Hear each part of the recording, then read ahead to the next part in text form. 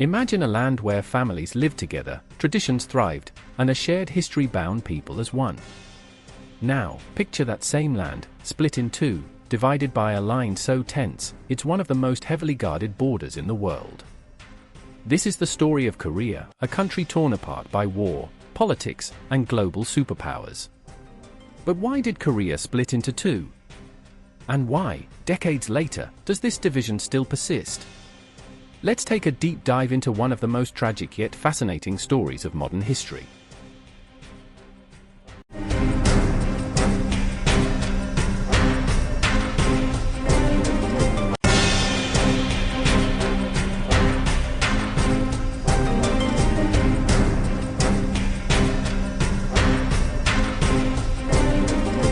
For over 1,000 years, Korea was a single, unified nation, known for its rich culture, powerful dynasties, and a resilient spirit. The Joseon dynasty ruled for over 5 centuries, fostering advances in science, literature, and governance. But as history has shown, peace never lasts forever. Long before Korea became a battleground for global superpowers, it thrived as a cradle of civilization in East Asia.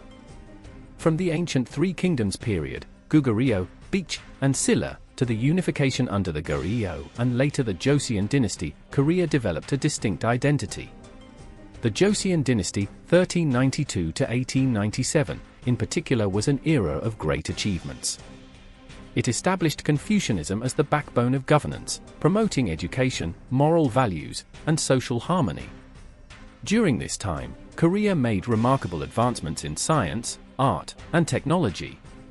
Scholars like Jang Youngsil developed cutting-edge astronomical instruments, and King Sejong the Great, one of Korea's most revered rulers, created Hangul, the Korean alphabet, making literacy accessible to the common people.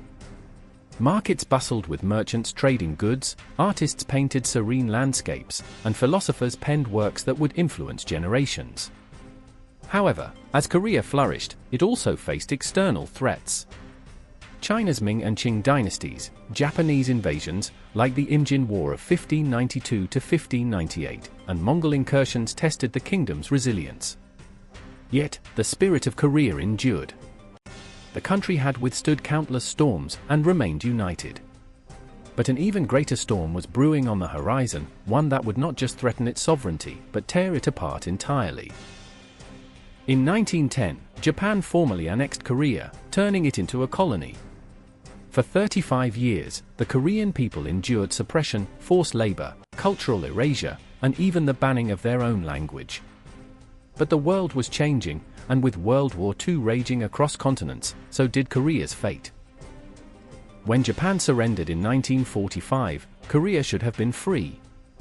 But instead, two global superpowers, the United States and the Soviet Union, stepped in. They divided Korea along the 38th parallel, supposedly a temporary measure. The North fell under Soviet influence, while the South was supported by the US. At first glance, this might seem like a simple geopolitical decision. But in reality, it was an arbitrary division, hastily drawn without consulting the Korean people. The 38th parallel was not based on historical, cultural, or economic lines. It was a convenient demarcation that the US proposed in a last-minute decision to prevent Soviet forces from taking control of the entire peninsula. To their surprise, the Soviets agreed. Imagine a home with no locks or barriers, where people freely move from room to room. Then suddenly, overnight, a wall is built, siblings are separated, parents and children find themselves trapped on opposite sides, unable to reunite. That's what happened to Korea. Families who had lived together for generations suddenly found themselves citizens of two different worlds. In the north, the Soviets installed a communist government under Kim Il-sung, a resistance fighter who had been in exile in the Soviet Union. He was trained under Stalin's guidance and quickly gained support as the leader of a new socialist state. Meanwhile, in the south, the United States backed Syngman Rhee, a staunch anti-communist who had spent years in exile in the US. The differences between these two systems, one embracing state-controlled communism, the other promoting capitalism and democracy, created an ideological chasm that only grew wider. It was as if the Korean Peninsula had been turned into a battleground for the Cold War, with each superpower molding its half of Korea in its own image.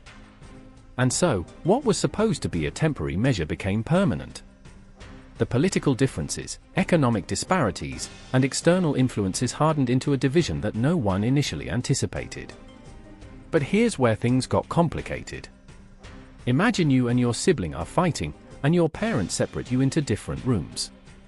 But then, each parent starts raising you with completely opposite values, one teaching strict discipline and control, the other embracing freedom and expression. What happens when you grow up? Conflict is inevitable. And that's exactly what happened to Korea. By 1950, tensions boiled over. North Korea, led by Kim Il-sung, launched a full-scale invasion of the South, seeking to unify Korea under communist rule. South Korea was unprepared, and within days, North Korean forces captured Seoul, pushing deep into the South. The world reacted swiftly. The United States, fearing the spread of communism, intervened under the banner of the United Nations, with several allied countries contributing troops. In response, China, fearing American troops at its doorstep, sent in hundreds of thousands of soldiers to aid the North. The Soviet Union, though not officially involved, provided weapons and strategic support. The war quickly turned into a bloody stalemate. Cities were reduced to rubble, millions of civilians were displaced, and families were ripped apart, some never to see each other again. The Korean Peninsula became a frozen battlefield, where brutal winters and relentless combat claimed countless lives. The tides of war shifted multiple times. After an initial North Korean victory, UN forces pushed them back to the Chinese border. Then, with China's intervention, the South was forced to retreat again. By 1951, both sides had settled into a grim deadlock along the 38th parallel, the very line that had arbitrarily divided them before the war. For 3 years, the conflict raged on, with neither side gaining a decisive advantage. Finally, in 1953, an armistice agreement was signed, but not a peace treaty. This meant that, technically, the war never officially ended. The result? A permanent division. The Demilitarized Zone, DMZ, was established, a 250-kilometer-long, 4-kilometer-wide buffer zone that remains one of the most heavily fortified borders in the world. Soldiers from both sides still stand face to face, weapons ready, separated by a thin line of concrete. But this wasn't the end of the story. Since the split, North and South Korea have taken radically different paths. South Korea embraced democracy and capitalism, transforming into a global economic powerhouse, known for K-pop, technology, and innovation. Meanwhile, North Korea became a hermit kingdom, ruled by a single family for decades, with strict control over its people and a focus on military might. It's like watching twins raised in two different environments, one flourishing with opportunity, the other struggling under oppression. So, will Korea ever reunite? It's the question millions have asked for decades. There have been attempts at peace, moments of diplomatic breakthroughs, and heartbreaking family reunions. But deep-rooted political, ideological, and military tensions keep the two Koreas apart.